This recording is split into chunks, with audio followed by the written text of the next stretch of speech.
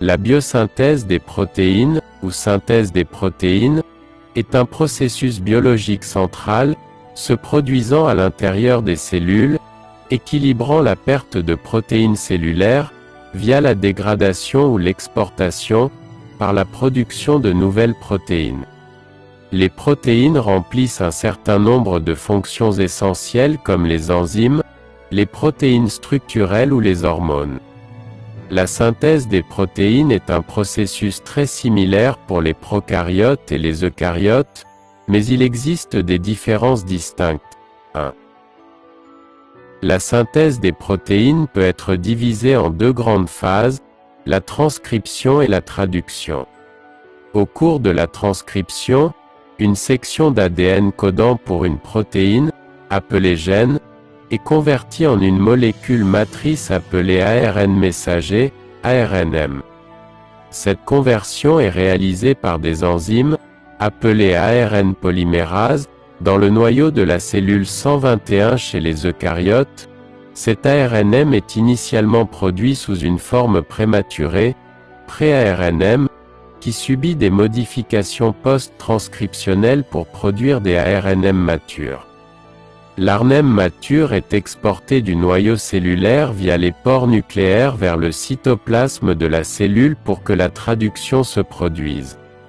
Lors de la traduction, l'ARNM est lu par des ribosomes qui utilisent la séquence nucléotidique de l'ARNM pour déterminer la séquence d'acides aminés.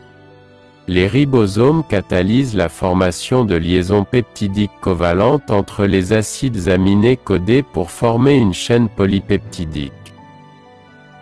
Après la traduction, la chaîne polypeptidique doit se replier pour former une protéine fonctionnelle.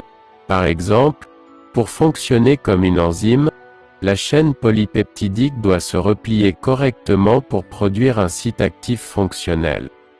Afin d'adopter une forme tridimensionnelle, 3D, fonctionnelle, la chaîne polypeptidique doit d'abord former une série de structures sous-jacentes plus petites appelées structures secondaires. La chaîne polypeptidique dans ces structures secondaires se replie ensuite pour produire la structure tertiaire 3D globale. Une fois correctement repliée, la protéine peut subir une maturation supplémentaire à travers différentes modifications post-traductionnelles. Les modifications post-traductionnelles peuvent altérer la capacité de la protéine à fonctionner, son emplacement dans la cellule, par exemple, le cytoplasme ou le noyau, et la capacité de la protéine à interagir avec d'autres protéines. 3. La biosynthèse des protéines joue un rôle clé dans la maladie, car les changements et les erreurs dans ce processus, par le biais de mutations sous-jacentes de l'ADN ou d'un mauvais repliement des protéines, sont souvent les causes sous-jacentes d'une maladie. Les mutations de l'ADN modifient la séquence d'ARNM suivante, qui modifie ensuite la séquence d'acides aminés codés par l'ARNM. Les mutations peuvent raccourcir la chaîne polypeptidique en générant une séquence d'arrêt qui provoque l'arrêt précoce de la traduction. En variante, une mutation dans la séquence d'ARNM modifie l'acide aminé spécifique codé à cette position dans la chaîne polypeptidique. Ce changement d'acide aminé peut avoir un impact sur la capacité de la protéine à fonctionner ou à se replier correctement.